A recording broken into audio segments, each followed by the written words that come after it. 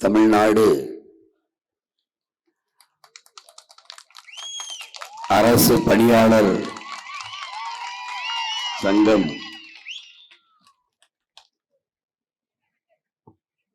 இருபதம்ச கோரிக்கைகளை முன்வைத்து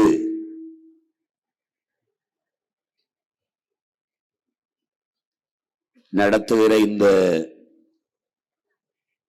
போராட்டத்தின் சிறப்புமிக்க தலைவர் நம்முடைய பேரன்பிற்கும் பெருமதிப்பிற்கும் உரிய பெருமகன் ஐயா கு பாலசுப்பிரமணியம் அவர்களே,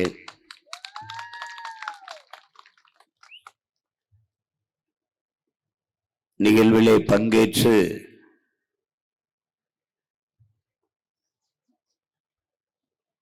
நம்முடைய உரிமைக்காக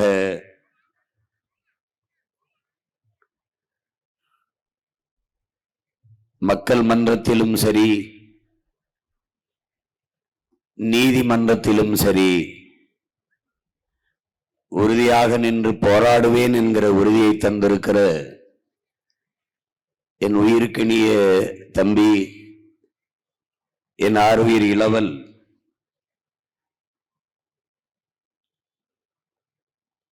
வழக்கறிஞர் சங்கத்தினுடைய தலைவர், பாட்டாளி மக்கள் கட்சியினுடைய செய்தி தொடர்பாளர் பாலு அவர்களே,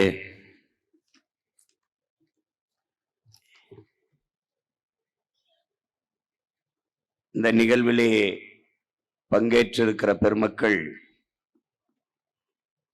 மதிப்பிற்குரிய சுகமதி அவர்களே, மதிப்பிற்குரிய சீனிவாசன் அவர்களே, போற்றுதற்கும் வணக்கத்திற்கும் உரிய பெருமக்களே,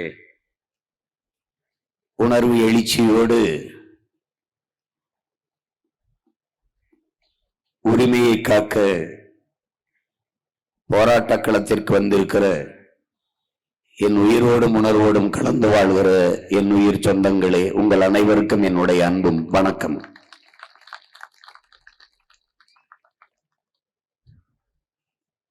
அடிப்படையில்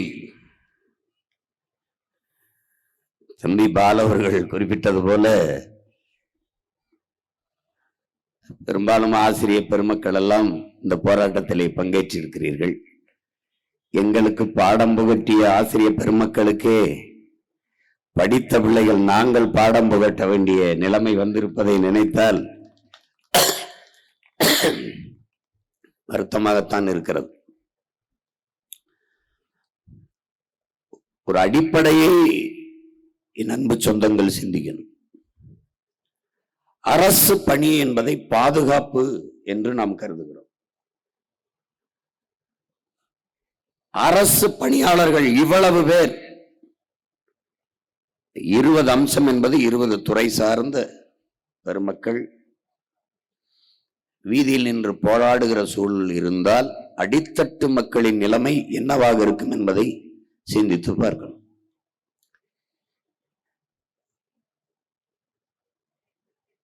அப்போ அரசு பணியாளர்களை பாதுகாக்காத அரசு அப்ப என்ன செய்யணும்? அரசு பணியாளர்கள் பாதுகாப்பான அரசை உருவாக்க நிறுவ பாடுபடணும். இதான் இது வழி இருக்கிறது. இதுல 20 அம்ச கோரிக்கை இருக்குது. தலைவர் பெருமகன் ஐயா பாலசுப்பிரமணியம் எடுத்து எல்லாத்தையும் சொல்லிட்டாங்க, தம்பி பாலும் சொல்லிட்டாங்க. இதுல எல்லா போராட்டத்திலையும் நாங்க பங்கேற்றிருக்கோம். நானும் சரி, தம்பி பங்கேற்றிருப்பாரு, இல்ல எங்க ஐயா பங்கேற்றிருப்பாரு, உங்களுக்கு தெரியும் நினைக்கிறேன். எல்லா போராட்டத்திலையும் நாங்க பங்கேற்றிருக்கோம். இன்றைக்கு ஆளுங்கட்சியா இருக்கிற கட்சி எதிர்கட்சியா இருக்கும்போது இந்த போராட்டத்தில் பங்கேற்றிருக்கிறது. இன்றைக்கு எதிர்கட்சியா இருக்கிற கட்சி இவர்கள் ஆளுங்கட்சியா இருக்கும்போது இந்த போராட்டத்தில் பங்கேற்றுக்கிறது. அப்ப இந்த போராட்டம் நேற்று இன்று உருவானது இல்லை, பன்னெடுங்காலமா இருக்கு. இதே இன்றைய முதல்வர் மாண்புமிகு ஐயா ஸ்டாலின் அவர்கள் இதே பகுதி நேர ஆசிரியர் பணி நிரந்தரத்திற்கு, சம வேலை சம ஊதியம், அதற்கான போராட்டத்திற்கு பழைய ஓய்வூதிய திட்டத்திற்கு எல்லாவற்றுக்கும் நடந்த போராட்டத்தில் அவரும் பங்கேற்றிருக்கிறார், நானும் பங்கேற்றுகிறேன், பாட்டாளி மக்கள் கட்சியும் பங்கேற்றிருக்கிறது. அப்படி என்றால் வெற்று வாக்குறுதிகளை கொடுத்து அதிகாரத்துக்கு வருவதையே அவர்கள் நோக்கமாக வைத்திருக்கிறார்களே ஒழிய மக்களின் கோரிக்கைகளை ஏற்று அதை நிறைவேற்றி கொடுக்க வேண்டும் என்பது இல்லை.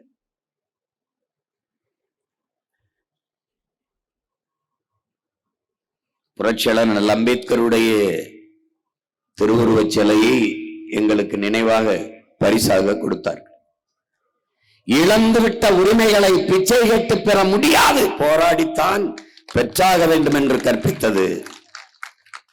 எவ்வளவு அனுபவபூர்வமான படிப்பறிவு இல்லை, அது பட்டறிவு என்பதை அறிவார்ந்த என் இன சொந்தங்கள் புரிந்து கொள்ளும்.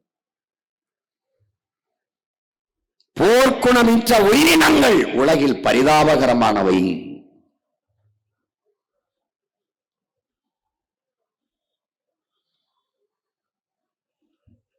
அது நல்லா புரிஞ்சுக்கணும். போராட்டமே வாழ்வின் இருத்தலை உறுதி செய்கிறது. போராடும் போதுதான் மனிதனே பிறக்கிறான் என்கிறான் மார்க்சியம் கர்க்கி. இங்க அரசை வழிநடத்தக்கூடிய எல்லாம் வீதியில் வந்து போறான்னா அரசு என்ன லட்சணத்துல நடக்கும் என்பதை நீங்க தான் சொல்லணும். அறிவார்ந்த பெருமக்களே, உங்களிடத்துல ஒண்ணு சொல்றேன், நான் உங்களுக்கு ஒண்ணு சொல்றேன். ஒரு நாட்டின் எதிர்காலம் என்பது அந்த நாட்டின் வகுப்பறையில் தான் தீர்மானிக்கப்படுதுங்கிறான். அப்படின்னா அந்த வகுப்பறை யாரு? ஆசிரியர் பெருமக்கள். என்னைய பெற்ற தாய் 10 மாதம் தான் உயிர் கருவறையில் சுமக்கிறார். ஆனால் ஆசிரியர் பெருமக்கள் 20 ஆண்டுகளுக்கு மேலாக அறிவு கருவறையில் வச்சு சுமக்கிறார். என்னை பெற்றவர்கள் உலகத்தை அறிமுகப்படுத்துகிறார்கள். இதுதான் உலகம், இது சித்தப்பா, இது பெரியப்பா, இது உன் அப்பன், இது தாத்தன், இது மாமன், இது அண்ணன், இது தம்பி என்று இந்த உலகத்தை அறிமுகப்படுத்துகிறார்கள். ஆனால் ஆசிரியர் பெருமக்கள் தான் உலகத்திற்கு என்னை அறிமுகப்படுத்துகிறார்கள். இவன் சீமான் என்று, இவன் சாக்ரட்டிஸ், இவன் பிளாட்டோ, இவன் அரிஸ்டாட்டில், இவன் ஏங்கல்ஸ், இவன் இங்கர்சால் என்று உலகிற்கு நம்மை அறிமுகப்படுத்துவது ஆசிரியர் பெருமக்கள்.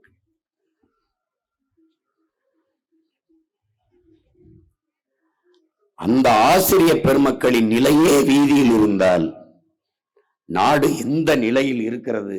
ஆசிரியர்களே தெருவிற்கு வந்தால் அந்த தேசம் எந்த நிலையில் இருக்கிறது என்பதை அறிவார்ந்த பெருமக்கள். நானோ என் தம்பி பாலோ திருப்ப சொல்றோம், ஓட்டுக்காக நிற்பவன் இதை பேச மாட்டான், நாட்டுக்காக நிற்பவன் தான் இதை பேசுவான். நான் திரும்ப சொல்றேன், போட்டா போடு, போடலைன்னா போ, எனக்கு அதை பத்தி. ஆனால் எங்கள் பிறவி கடமை என்று ஒன்று இருக்கு, அதை செய்யறோம். நீங்க ஒரு அடிப்படை தான் என் உடன் பிறந்தார்களே, பேரன்புமிக்க பெரியவர்களே. எந்த தேசத்தில் மருத்துவன் போற்றப்படுகிறானோ அந்த தேசம் நோயுற்ற சமூகம் என்று பொருள். மருத்துவருக்கு எந்த நாட்டில் மதிப்பதிகமோ அது நோயுற்ற நாடு. எங்கே வழக்கறிஞர், நீதிபதிகள், காவல்துறை அதிகாரிகளுக்கு பெரிய மதிப்பும் மரியாதையும் இருக்கிறதோ, நீதிபதிகள் தெய்வம் போல போற்றப்படுகிறாரோ அது குற்ற சமூகம், குற்றம் மிகுந்த நாடு. எந்த நாட்டிலே வேளாண் குடிமகனும் நெசவாளனும் ஆசிரியர் பெருமக்களும் போற்றப்படுகிறார்களோ அந்த நாடு பசியற்ற நாடு, நாகரிகமான நாடு, அறிவார்ந்த நாடு என்றார். வேளாண் குடிமகன் வீதியில் நிற்கிறான், நெசவாளன் வீதியில நிற்கிறான், ஆசிரியர் பெருமக்களும் வீதியில நின்னா அந்த நாடு எங்க போகுதுன்னு இருக்கு. உலகத்தில் கல்வியில் சிறந்த நாடுகள் 5 நாடுகள் இருக்கிறது. ஒன்று தென்கொரியா, ஜப்பான், சிங்கப்பூர், ஹாங்காங், பின்லாந்து. இந்த பின்லாந்திலே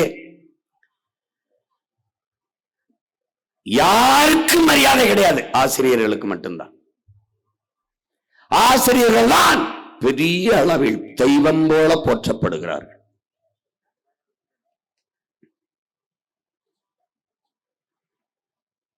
அதற்கு காரணம், நான் IAS, நான் IPS, நான் மருத்துவர். நீ எவனாவது இவனை எல்லாம் உருவாக்கியவன் ஆசிரியர். அதனால் அவனுக்கு மதிப்பதிகம். ஆசிரியர்களே உரிமைக்கு வீதிக்கு வந்துட்டா ஒன்னும் சொல்றதுக்கு இல்ல. இந்த நாடு நாடு இல்ல, சுடுகாடு என்று நாம் விளங்கிக் கொள்ளணும்.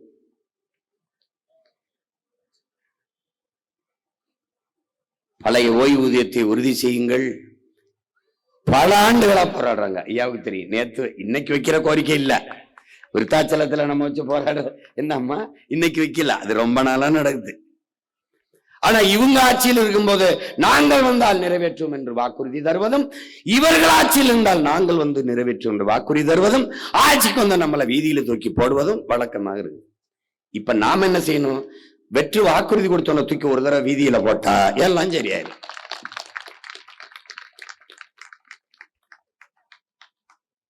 நமக்கு ஒரு நோய் இருக்கு. நாம ஒரு ஓட்டு போடுறதுனாலயா மாற்றம் வந்துட போகுது? நாம பேசியா எல்லாம் மாறிற போகுது? இது ஒரு கொடுமைங்க. பேச வேண்டும், ஒவ்வொருவனும் பேச வேண்டும். பேசுவது என்பது இருப்பையும் எதிர்ப்பையும் காட்டுவதற்கான ஒரு போராட்டம் என்பதை அறிவார்ந்த பெருமக்கள் புரிஞ்சுக்கணும். நாம் பேசியா விடிய போகுது, நாம் பேசியா நடந்துற போகுது. தனிமரம் தோப்பாகாது, சரிதான். ஆனால் தனித்தனி மரங்கள் எல்லாம் சேர்ந்துதான் தோப்பாகிறது, அதுவும் சரிதான். மார்ட்டின் லூதர் கிங் சொல்றான், என்னடா 100 படிக்கட்டு இருக்கு, இப்படி பார்க்கும்போது அண்ணாந்து பார்க்கும்போது 100 படிக்கட்டு எப்படி ஏறுகிறது என்று யோசித்துக் கொண்டிருக்கிறான். அவன் சொல்றான், லூதர் கிங் அவனை பார்த்து, ஏய் நம்பிக்கையோடு முதல் படியில் ஒரு அடியை எடுத்து வை. ஒவ்வொரு படியா ஏறான், 100 படியும் காலு கீழே இருக்கும்ன்றான். அதுதான் கோட்பாடு. இப்படி பார்த்தா 5 படிக்கட்டு தான், அப்படின்னா 5 படிக்கட்டு ஏறிடலாம். அங்க நின்று பார்த்தா 5 படிக்கட்டு தான், இப்படி பார்த்தா 100 படிக்கட்டு. நீங்க மாறாதுன்னு நினைக்கிறீங்க. திமுக விட்டா வேற என்ன இருக்குது? வழி இருக்குதா?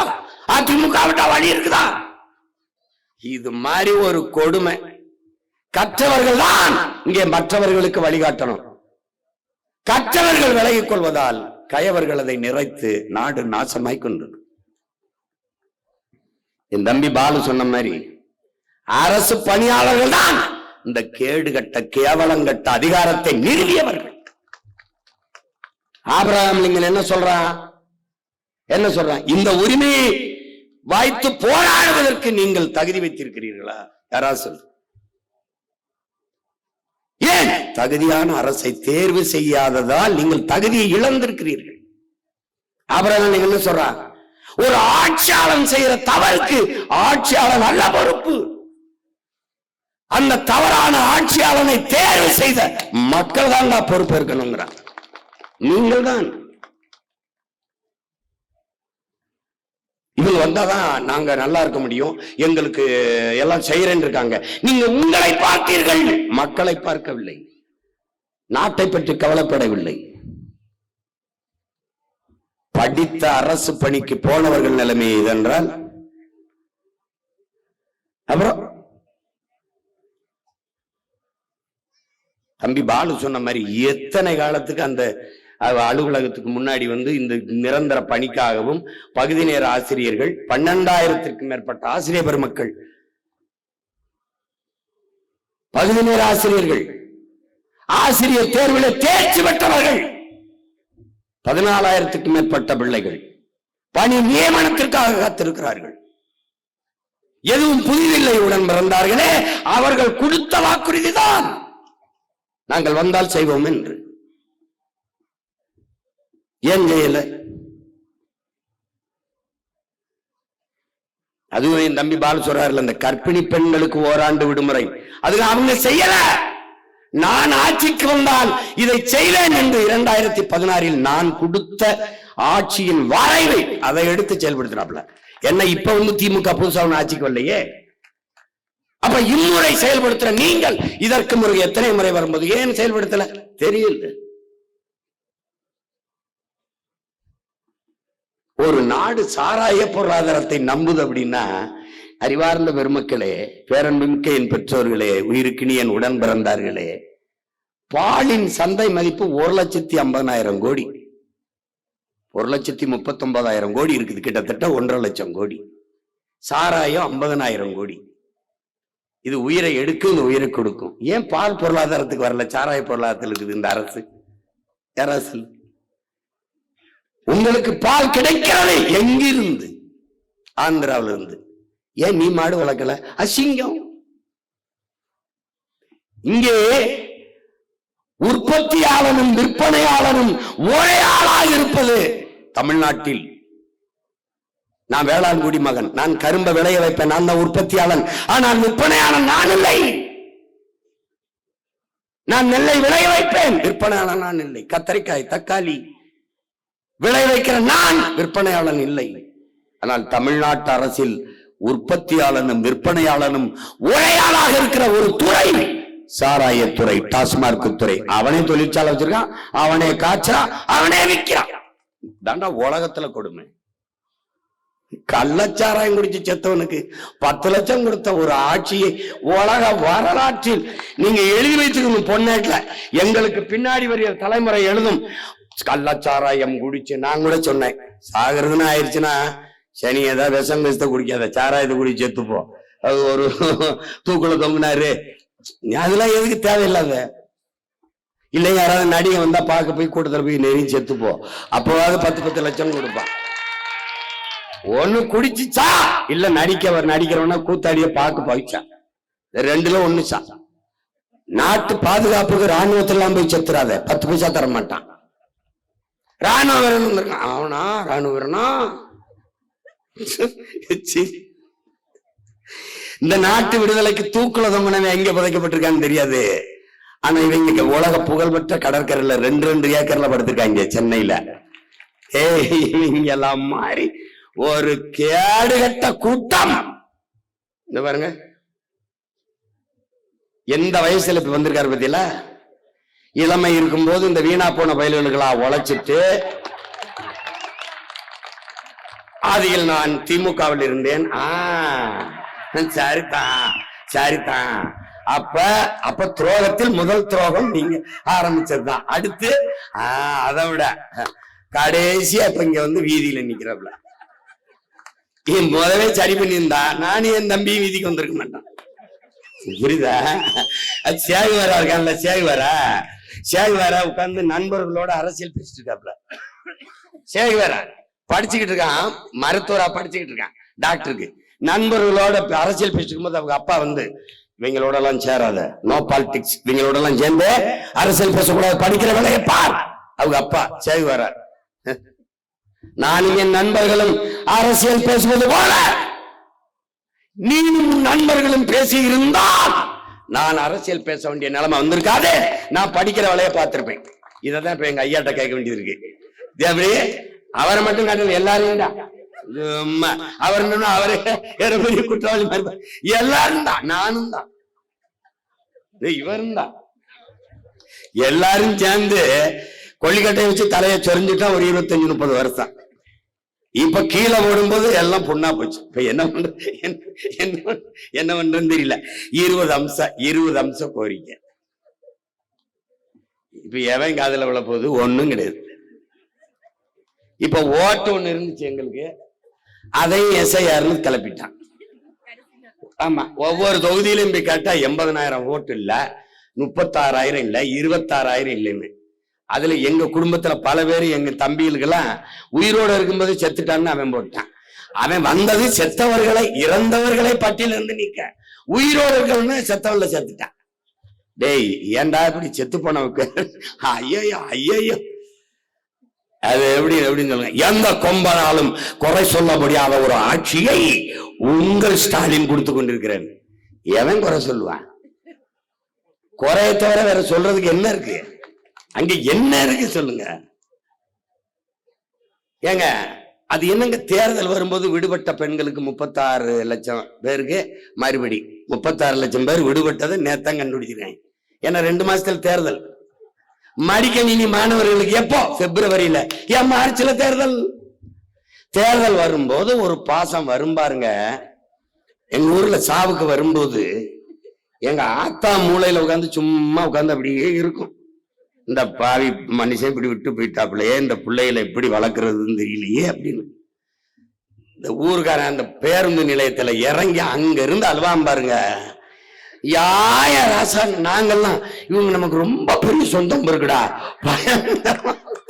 அழுகுறாங்கடா. நாங்க நினைப்போம் அப்ப படிச்சுக்கிட்டு இருக்கும்போது ரொம்ப அழுகு, அப்படி கதறி உருள்றாங்களேன்னு. அவன் தான் திமுக இந்த பயலுக பயங்கரமா அழுவான். எப்ப அழுவான்? சாவுக்கு. எப்ப அழுவான்? தேர்தலுக்கு. ஏன் அந்த மடிக்கணிய பிப்ரவரி கொடுக்கறது போன வருஷம் கொடுத்துருக்கோம், அதெல்லாம் மறந்துட்டீங்கன்னா அப்ப கொடுத்தா தானே இது திமுக. ஐயா ஸ்டாலின் கொடுத்தது ஓட்ட அங்க போடணும். உதயசூரியனுக்கு போடு, அவங்க வீட்டுக்கு விடியும், நாட்டுக்கு விடியுமா? பேச்சாதானுங்க.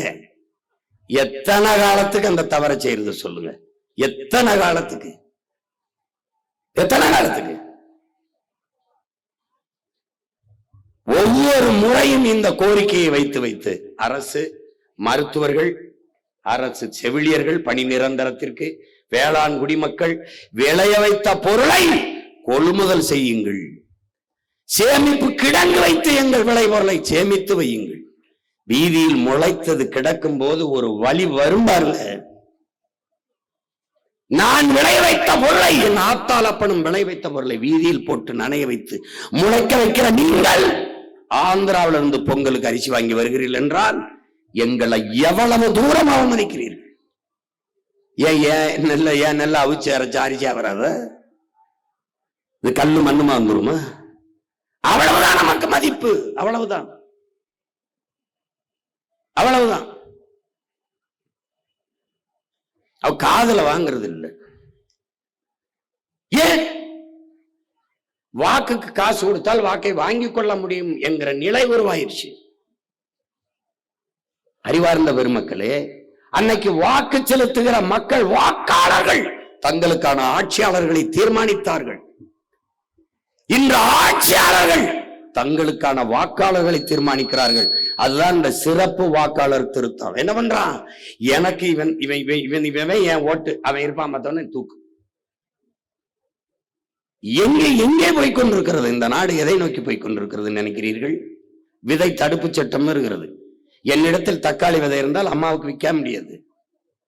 அவரிடத்தில் கத்தரி விதை இருந்தால் நான் வாங்க முடியாது, வாங்க கூடாது, சட்டப்படி குற்றம். மொத்த விதையும் சின்சாண்டோ மான்சாண்டோ நிறுவனத்துக்கு வித்தாச்சு. அவன் கொடுக்கிற விதைத்தான் நீங்க வாங்கி விதைக்கணும். இப்ப விதையை துளைத்து விட்ட ஒரு நாடு நீங்கள். அடிப்படையே தப்பு, எல்லாம் தப்பு.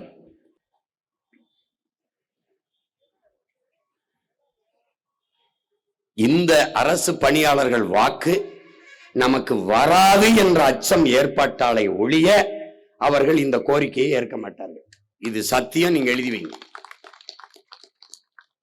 இப்ப ஒருவேளை இவங்க எல்லாம் சேர்ந்து சீமானுக்கோ அல்லது பாட்டாளி மக்கள் கட்சி பாலசுவரம் மாதிரி அவங்களுக்கோ போற்றுவாங்களான்னு நினைச்சா, காலையில ஐயாவை கூப்பிட்டு இந்த முக்கிய பொறுப்பாளர்களா வாங்க, என்ன உங்க பிரச்சனை, இப்ப விட்டுருங்க, அடுத்த முறை நம்ம ஆட்சிக்கு வந்த பிறகு முதல் கையெழுத்து, ஏன்னா முதல் கையெழுத்தே 300 கையெழுத்து போட்டிருக்காங்க அவங்க. அது மது ஒழிப்பு, உங்களுக்கு தெரியும், எங்களுக்கு தம்பிக்கு தெரியும். சாதி வாரி கணக்கெடுப்பு எடுன்ட்டு குறைஞ்சது ஒரு 4 நூற்றாண்டுக்கு மேல போராடுறோம். இவங்க இந்த இடஒதுக்கீடுங்கிற வார்த்தையை நாங்க அதை ஏற்கல. இடப்பகிர்வு, இடப்பங்கீடு, அதுதான் நாங்க கேட்கறது. ஏன்னா ஒதுக்கீடுங்கிறது எங்களை ரொம்ப நாளா ஒதுக்கி வச்சிருந்ததுனாலதான் அதை கேட்கிறோம். அப்புறம் ஒதுக்கீடு, இடத்தை கொடுத்து ஒதுக்கி வர வைப்பியாடாங்கிறதான் பிரச்சனை. இப்ப இந்த நிலத்தில் எவனோ அதுக்கு உரிமை கொண்டாடுறான். ஆனால் ஒரே ஒரு மகன், ஒற்றை மகன் போராடி நமக்கு இந்த உரிமை பெற்று தந்தான் அல்லால் அது எங்க ஐயா ஆனமுத்து ஒருவன் தான். அவன் தான் பெற்றுக் கொடுத்தான். அவன் பெற்றுக் கொடுத்தான் என்பதை தமிழ்நாடு முழுமைக்கும் கொண்டு போய் சேர்த்த பெருந்தகை எங்களுடைய ஐயா மருத்துவர் ராமதாஸ் அவர்கள். இன்றைக்கு வரைக்கும் சாதிவாரி கணக்கெடுப்பு, சமூக நீதி கோட்பாடு உயிர் போல இருக்கின்றான். அது பாட்டாளி மக்கள் கட்சியின் கொள்கையில் உயிர் கொள்கையா இருப்பதால் தான் அது இருக்குது. அதற்கு பின்னாடி வந்த என் போன்ற பிள்ளைகள் அந்த கோட்பாட்டை உறுதியாக பிடித்துக் கொண்டு நிற்கிறோம் என்றால் அது எங்க ஐயா அவர்கள் ஊட்டி அந்த உணர்வு, காட்டி அந்த பிடிப்பு என்பதை அறிவார்ந்த தமிழ் சமூக மக்கள் புரிந்து கொள்ளணும். எல்லாமே நமக்கு பிரச்சனையா இருக்கு. ஆனால் பெரிய பெரிய உற்சாகமும் நம்பிக்கையும் எனக்கு வருவது, இன்னைக்காவது உங்கள் உரிமைக்கு நீங்கள் வீதிக்கு வந்து போராட வந்திருக்கிறீர்கள் என்பதை பார்க்கிற போது பெருமையும் மகிழ்ச்சியும் இருக்குது. ஏனால் கற்றவர்கள் தான் மற்றவர்களுக்கு வழிகாட்ட வேண்டும். ஏன்னா உயிரினும் மேலானது உரிமை என்ற கோட்பாட்டை கொண்ட இனத்தின் மக்கள் நாம். அதான் ரொம்ப முக்கியம். நமது முன்னவர்கள் இந்த நாட்டை ஆளுகிற போது வெள்ளைக்காரன் வந்து நீ கப்பத்தை கட்டிவிட்டு ஆண்டுகொள் சொல்றதுக்கு சொல்லும்போது கேட்டுட்டு போறதுக்கு எவ்வளவு நாள் ஆகும்?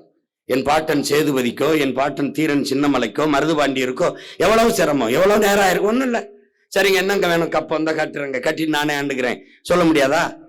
முடியும். ஏன் செய்யல? உயிரினும் மேலானது எனது உரிமை. அதான் அடிமை வாழ்வினும் உரிமை சாவு மேலானதுன்னு வச்சத்தான். அப்ப அந்த பரம்பரையில் வந்த நாம் நமக்கான உரிமையை இழந்து விட்டு எப்படி வாழ்வது?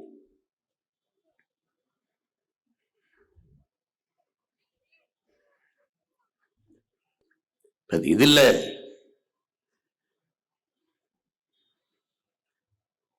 இப்போ உங்க பிள்ளைகள் எங்கள்கிட்ட ஒண்ணுதான் இருக்குது, உங்களோட சேர்ந்து நாங்கள் உட்கார்ந்து போராடலாம், அவ்வளவுதான் எங்களுக்கு இருக்கிற வலிமை. இங்கு ஒன்றுதான் என் உடன் பிறந்தார்களே, மக்களின் பிரச்சனைகளை அரசு கவனத்தில் எடுக்காத போது மக்களுக்கு இருக்கிற கடைசி வாய்ப்பு அரசை, அதிகாரத்தை கையில் எடுப்பதுதான், வேற வழி கிடையாது. இப்ப நாம் என்ன செய்யணும்? இந்த கோரிக்கைகளை ஏற்று நிறைவேற்றுகிற ஒரு அரசை உருவாக்கணும், நிறுவனம். அதுதான் நமக்கு இருக்கிற கடைசி வாய்ப்பு. இதுல வேற ஒண்ணும் இல்லை நம்மகிட்ட. அதானே எங்கள் தலைவன் சொல்வான், துன்பத்தை தந்தவனுக்கு அதை திருப்பி கொடுத்துருன்ட்டு. கடன் வாங்கினா திருப்பி கொடுத்துறோம்ல, அதான கண்ணியம், அதான நாகரிகம், அதான அது தர்மம், அதான அறம். அப்ப எவன் துன்பத்தை தந்தானோ அவனுக்கு திருப்பி கொடுத்துடணும். அப்ப அவன் நமக்கு துன்பத்தை தரான், அவனுக்கு திருப்பி கொடுத்துடணும். என்ன பண்ணிடணும்? எந்த அதிகாரத்தை வைத்து நம் கோரிக்கையை நிறைவேற்ற மறுக்கிறானோ அந்த அதிகாரம் அவனுக்கு இல்லாது செய்யணும். அதான் இங்க இருக்கிறது. அவன் எவன் நிறைவேற்றுவானோ அவனுக்கு அதிகாரம் அவன் கைக்கு செல்லணும். இதாங்க இருக்கிற வாய்ப்பு.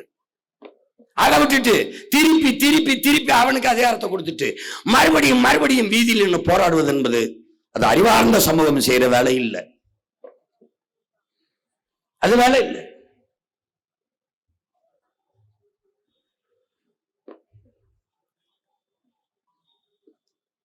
அதனால இப்போ இந்த கோரிக்கையை நீங்கள் வைத்து போராடுகிறீர்கள். இதில் எல்லா கோரிக்கையும் எங்களுக்கு உடன்பாடு. நான் கூட கேட்டேன் என் தம்பிகள், இந்த டாஸ்மார்க்கு நான் வேலூர் சிறையில் இருக்கும்போது 300 தம்பிகள் போராடிட்டு இந்த கோரிக்கை முன்வைத்து போராடிட்டு சிறைக்கு வந்தார்கள். அப்போ உட்கார்ந்து பேசி கொண்டிருக்கும் போது தம்பி எல்லாம் சொன்னாங்க, இப்ப இந்த மாதிரி ரொம்ப கஷ்டமா இருக்கு. என்னன்னா சீருடையோடு சின்ன சின்ன பிள்ளைகள் வந்து மது கேட்குது, அது கஷ்டமா இருக்கு. என்னப்பா படிக்கிற பிள்ளையே நீங்க எல்லாம் இப்படி இது பண்றீங்கன்னா, உங்க அப்பன் காசுல குடிக்கிறேன், கொடுத்தா கூட வேற கடைக்கு போறேன்னு சொல்லுது. அப்ப அப்படியே இதயமே நொறுங்கி போகுது. ஒரு தம்பி சொல்றான், அழுகிறானா, என்னடா பண்றது அப்படின்னா, எப்படியாவது வந்து இதை மூடு நீ வந்து அப்படின்னா. சரி அப்ப உங்களுக்கெல்லாம் வேலை என்ன பண்ணலாம்னு சொல்லு அப்படின்னா, நாங்க ஒண்ணு செய்யறோம்னே, பிச்சை எடுத்து கூட பொழைச்சுக்கிறோம், நீ மூடி விட்டுருன்றான். எனக்கு இன்னும் ஞாபகம் இருக்கு எனக்கு. அதனால இந்த டாஸ்மார்க் பணியாளருக்கு நிரந்தரம் பணி நிரந்தரம்ங்கிறத நான் உறுதி தர முடியாது. வேணா உங்க கோரிக்கையை ஏற்று போராடுறேன், ஆனா நான் தான் மூடிடுவேன். அதான் சொல்றேன்ல, அது எதுக்கு சொல்ல வரேன், நான் மாற்று வேலை கொடுத்துறேன்.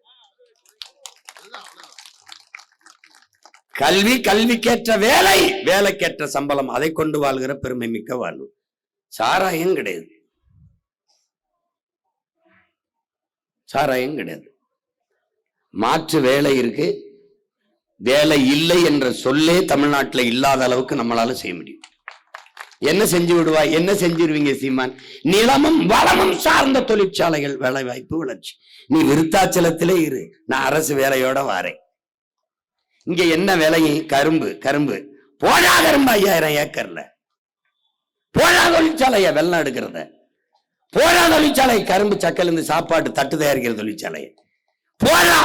எத்தனை நாள் பெட்ரோல் தயாரிக்கிற தொழிற்சாலையை அந்தந்த இடத்துல தொழிற்சாலை, வாழும் இடத்திலே அரசு பணி. என் மக்களுக்கு கல்வியை உலகத்தரத்திற்கு நம் பிள்ளைகளுக்கு பெற்றுக் கொடுங்கள். பிள்ளைகளை கற்றுக் கொடுக்கிறோம் நாங்கள். பிள்ளைகள் வீட்டின் செல்வங்கள் அல்ல, நாட்டின் செல்வங்கள். ஆகச் சிறந்த கல்வி உலகத்தரத்திற்கு தனி ஒரு முதலாளி அவனால் சிறந்த கல்வியை தர முடியும். 8 கோடி மக்களால் நிறுவப்பட்ட ஒரு அரசால் தர முடியாதா? இது கேள்வி. வா மோதுவான். தமிழ்நாடு அரசின் பள்ளி கல்லூரி சிறப்பா இருக்கா, தனி ஒரு முதலாளி நடத்துறது சிறப்பா இருக்கா? வா மோதுவான். அப்ப ஆகச் சிறந்த கல்வி இலவசம், காசு கிடையாது. உன் தாய் உடல்நிலை சரியில்லை, உன் தாய் அல்ல தேசத்தின் தாய், உன் தந்தை அல்ல தேசத்தின் தந்தை. 1 ரூபாய் 1 கோடி மருத்துவம். முதல் குடிமகனுக்கு என்ன மருத்துவமோ அது கடைகோடி மகனுக்கும் இருக்கு. வாடா, அதான்டா ஜன்னாய, இங்க வாடா, நான் வைத்தியம் பாக்குறேன். காசு 1 ரூபாய் செலவு இல்லை உனக்கு. அப்புறம் வேளாண்மை செய்வ, நானே வேளாண்மை செய்கிறேன். வேளாண்மை செய்வது அரசு பணியாக மாறிடுது. ஆடு மாடு வளர்த்தல் அரசு பணியாக மாறிடுது. நாட்டு கோழி வளர்த்தல், பட்டுப்பூச்சி வளர்த்தல், நெசவு, வாத்து எல்லாம் அரசு பணி. அவனவன் வாழ்விடத்துல என்ன உனக்கு செலவு? என்ன செலவு? பசி கிடையாது. முல்லை, குறிஞ்சி, மருதம், நெய்தல், அங்காடி நாமளே வச்சிடறோம். அவனவன் வாழ்விடத்துல எல்லாம் கிடைக்கும். இந்த கேவலப்பட்டங்க மாதிரி மாசத்துக்கு 1000 ரூபாய். தம்பி சொல்றாரு பால, மாசம் 12,000 ரூபாய் தான் யாருக்கு? இந்த அரசு பணியாளர் டாஸ்மாக் இருக்கு. அம்மாவுக்கு 1000 ரூபாய், அம்மாவுக்கு 1000 ரூபாய். இத வேற அது சக்சஸ்ஃபுல் ஸ்கீம்னு வேற நம்ம கிட்ட சொல்றாங்க. நல்லா வெற்றிகரமா போகுது.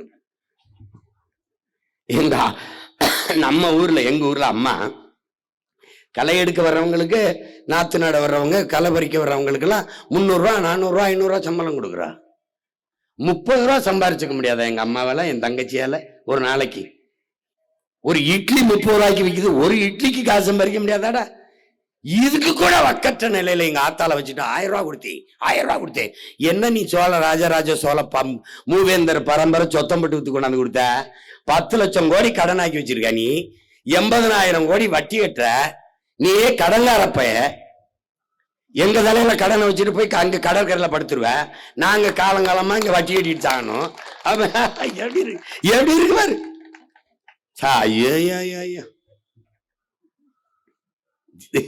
இது உங்களை நல்லா இருப்பிய. எனக்கு போடுங்க, போடாம இருங்க. என் தம்பி பால் சொல்ற மாதிரி எங்களுக்கு போடுங்க, போடாம இருங்க. ஆனா யோசிச்சு போடுங்க.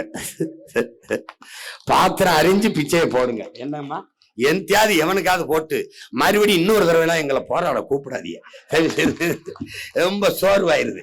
ஏன்னா திருப்பா திருப்பா திருப்பா அப்படி. ஒரு தடவை தவறு பண்ணலாம், 2 தடவை தவறு பண்ணலாம். இப்படியா 60 வருஷமாவா எங்களை பாடுபடுத்துவிய? கரும்பு கரும்பு. அதனால அறிவார்ந்த பெருமக்கள், காலையில் ரொம்ப நேரமா நீங்க இருக்கிறீங்க. இதுல இருள் வேற ஆயிருச்சு. ஒரே தான் இங்கே நம் தலைவர் பெருமகன் பாலசுப்ரமணியாவும் தம்பி பால் அவர்களும் வலியுறுத்தி சொல்லிட்டாங்க. உங்கள் கோரிக்கையோடு நாங்கள் உங்களோடு நிற்கிறோம். எங்களை கட்சி சார்ந்தவர்கள், ஒரு அரசியல் இயக்கம் சார்ந்தவர்கள் என்று நீங்கள் கருதாதீர்கள். உங்கள் உடன் பிறந்தவர்கள், உங்களிடமிருந்து உங்களுக்காக வந்தவர்கள் என்பதை நீங்கள் கவனத்தில் எடுத்துக் கொள்ளுங்கள். இந்த கோரிக்கையை அரசு ஏற்று, எந்த அரசு ஏற்று நிறைவேற்றுவேன் என்கிற உறுதியை தருகிறதோ அதற்கு நாங்கள் வாக்களிப்போம் என்கிற முடிவை இந்த கூட்டம், இந்த மாநாட்டு தீர்மானத்தில் நீங்கள் நிறைவேற்ற வேண்டும். அப்படி இல்லை என்றால் எந்த அரசு நிறைவேற்றும் என்று சொல்லுதோ அந்த அரசை தேர்வு செய்வோம், உருவாக்குவோம் என்ற முடிவை நீங்கள் எடுக்க வேண்டும். ஆனால் அறிவார்ந்த பெருமக்கள், நீங்கள் ஒரு அறிவு பரம்பரையின் வாரிசு. நாமெல்லாம் உலகிற்கு அறிவை கடன் கொடுத்த இனத்தின் மக்கள். இந்த மண் சாதாரண மண் இல்ல. விருத்தாச்சலமும் கடலூரும் இந்த மாவட்டம் தமிழ் தேசிய இனத்தின் மாபெரும் புரட்சியாளன் என் தாத்தா கலியபெருமாள் உளவிய மண். தமிழ் தேசிய இனத்தினுடைய விடுதலைக்கு போராடிய மிகப்பெரிய புரட்சியாளன் என் அண்ணன் பொன்பரப்பி தமிழரசன் பிறந்த மண், உளவிய மண். அவன் காலடி பட்ட இடத்தில் அவர்கள் விட்ட மூச்சுக்காற்று உழவிக் கொண்டிருக்கிற இந்த நிலத்தில் நின்று நாங்கள் இந்த உங்களுக்காக இந்த கோரிக்கையை ஏற்று போராடுவது என்பது பெருமைக்குரியது. ஆனால் தொடர்ந்து நாம் போராடிக்கொண்டே இருக்க முடியாது. அதுக்கு ஒரு முற்று வர வேண்டும். அப்படி என்றால் நம் கோரிக்கையை ஏற்காத அரசை தூக்கி வீசிவிட்டு அதை கவனிக்கிற, ஏற்கிற ஒரு அரசை நாம் உருவாக்க வேண்டும் என்கிற முடிவுதான் நம்மகிட்ட இருக்கிற இறுதி வாய்ப்பு. அதுதான் என் அன்பிற்குரிய மக்களே. நாம் நேசிப்போம். அந்த பெண் நம்மை நேசிக்கவில்லை என்றால் நம்மை நேசிக்கிற பெண்ணை எப்படி மனமுடித்து வாழ்வோமோ அப்படித்தான். இவன் ஜெயல தூக்கி போடுறான், அவனை எவன் ஜெய்வானோ அவனை தூக்கி வைகிறா. இதுதான் இங்க இருக்கிற கடைசி வாய்ப்பு. அந்த முடிவுக்கு அறிவார்ந்த பெருமக்கள் வர வேண்டும். காலம் களம் ரொம்ப கிட்டத்தில் இருக்கிறது. 4 மாதங்கள் கூட இல்லை. நம் இடத்திலே வலிமை மிக்க கருவி இருக்கிறது, வாக்கு என்கிற கருவி.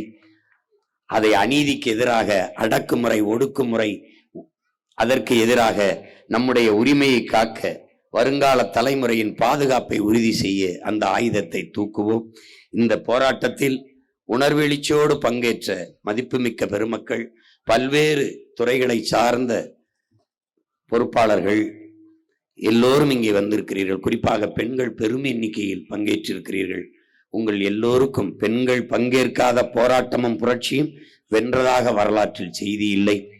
நீங்கள் இங்கே வந்து என்னுடைய ஐயா அம்மா எல்லாம் வந்து என்னுடைய அலுவலகத்தில் நீங்கள் அவசியம் வர வேண்டும் இந்த போராட்டத்துக்கு என்று கும்பிடும் போது என்னை படிப்பிச்ச ஆசிரியர் பெருமக்கள் என்னை கும்பிடுவது போல இருந்தது, கூச்சமாக இருந்தது.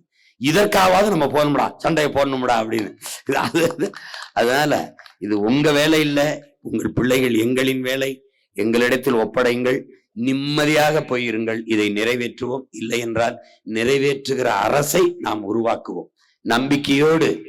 நம்பிக்கையோடு செல்லுங்கள். மறுபடியும் போராட்ட களத்தில் கூட வேணாம்.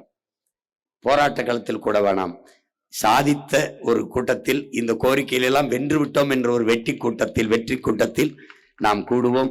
போராட்டத்தில் பங்கேற்ற அனைத்து துறை பொறுப்பாளர்கள், பெரியவர்கள், ஆசிரியர் பெருமக்கள், துப்புரவு தொழிலாளர்கள் எல்லாம் இங்க இருக்கிற பிரச்சனை தனியார் மயப்படுத்தல் தான். எதையும் நிரந்தரம் இல்லாது பகுதி நேரம் தொகுப்பு இப்படி. ஏனால் பணி நிரந்தரம் செய்தால் ஓய்வூதியம் கொடுக்க வேண்டும். அதனால் முதலாளிகளிடத்திலே ஒப்பந்த கூலிகளாக கொடுத்து விடுவது. இதுதான் போக்குவரத்திலிருந்து எல்லாவற்றிலிருந்தும் நடக்குது. ஆசிரியர்ல இருந்து மருத்துவரிலிருந்தும் இதுதான் நடக்குது. இதை மாற்ற வேண்டும். இந்த தாராளமயம், தனியார் மயம், உலகமக பொருளாதார கொள்கையை ஏற்றுக்கொண்டதால் இந்த நாடு இவ்வளவு பெரிய வீழ்ச்சியை சந்தித்திருக்கிறது என்பதை அறிவார்ந்த பெருமக்கள் நீங்கள் அறிவீர்கள். எல்லாவற்றையும் மாற்ற முடியும். மாற்றம் என்பது மானுட தத்துவம். மாறாது என்ற சொல்லை தவிர மற்றவை அனைத்தும் மாறிவிடும். மாற்றம் என்பது சொல் அல்ல, செயல். மாறுவோம், மாற்றுவோம். புரட்சி எப்போதும் வெல்லும். நம் போராட்டமும் வெல்லும். நன்றி, வணக்கம். நாம் தமிழர்.